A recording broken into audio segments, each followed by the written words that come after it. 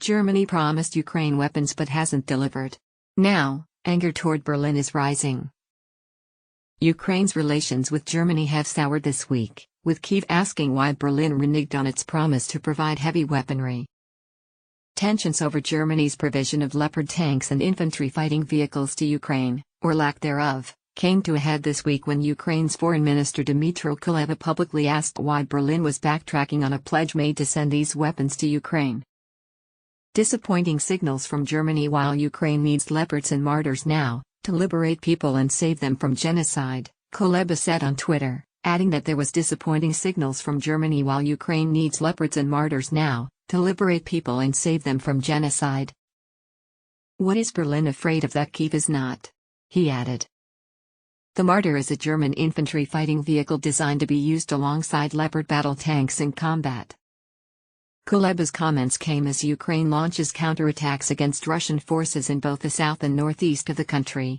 Ukraine's counterattack in the northeast Kharkiv region was hailed as a particular success, with Russian forces withdrawing from towns and villages across the region, almost completely deoccupying it.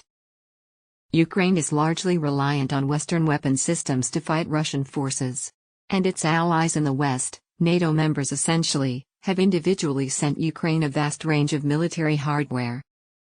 In April, Germany promised to give Leopard tanks and Martyrs to Ukraine. Rather than deliver them directly, it proposed a swap scheme. The intention was that NATO members, Poland or Slovakia for example, could send Ukraine older Soviet-era tanks, such as Leopard 1s, and Germany would then replenish their stocks with its own more modern equivalent weapons, such as Leopard 2s.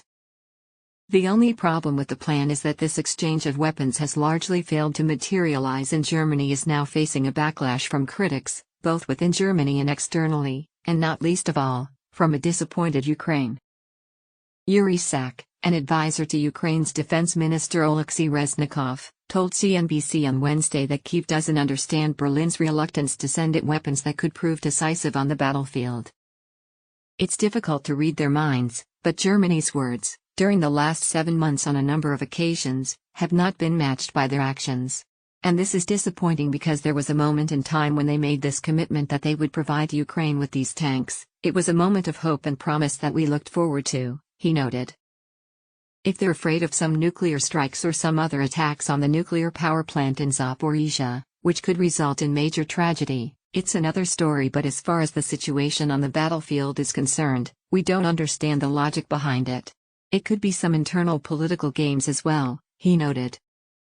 Ukraine's need for more weapons comes as the war enters what could be a definitive phase in which the balance shifts in Kyiv's favor. Russia was seen to have been taken by surprise by Ukraine's latest counterattacks, having redeployed some of its most effective fighting units to southern Ukraine after Kyiv signaled over the summer it would launch a counteroffensive to retake Kherson.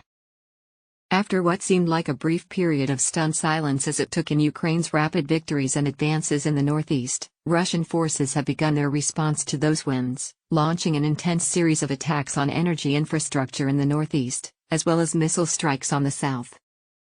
All the while, Ukraine's President Volodymyr Zelensky has called on Ukraine's international allies to continue sending weapons to Ukraine, saying this is when it needs the most to maintain the momentum.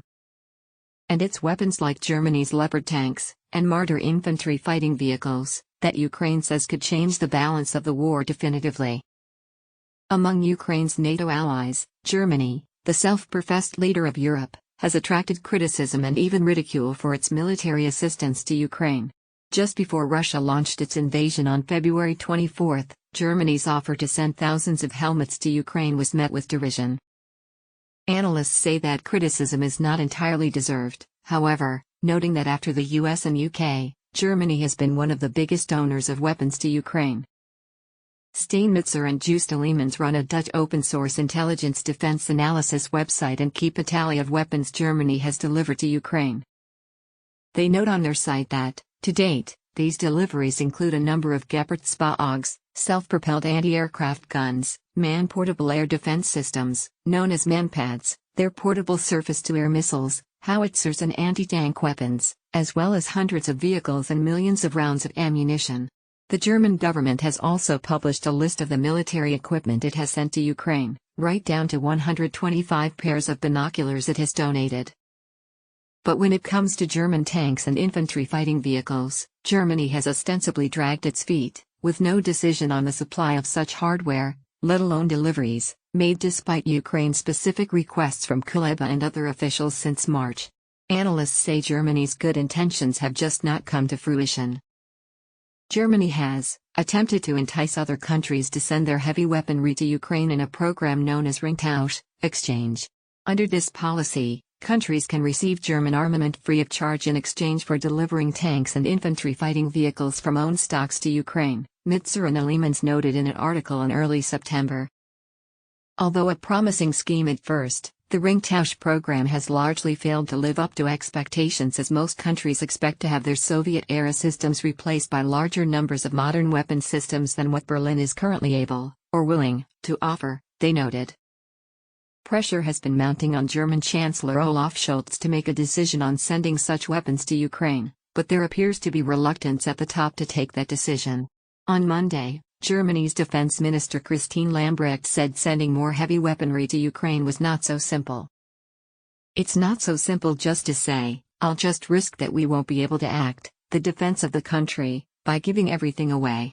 No, I won't do that," she said. "It's not so simple just to say, I'll just risk that we won't be able to act, the defense of the country, by giving everything away. No, I won't do that," Deutsche Welle reported. CNBC contacted the German Defense Ministry for more comment, and a response to Kuleba's comments, and is yet to receive a response. Chancellor Scholz defended Germany's record over weapons deliveries on Wednesday, however, telling reporters that it can be said that the very weapons that Germany has now provided to Ukraine are decisive to the development of the conflict in eastern Ukraine, and they have also made the difference in battle.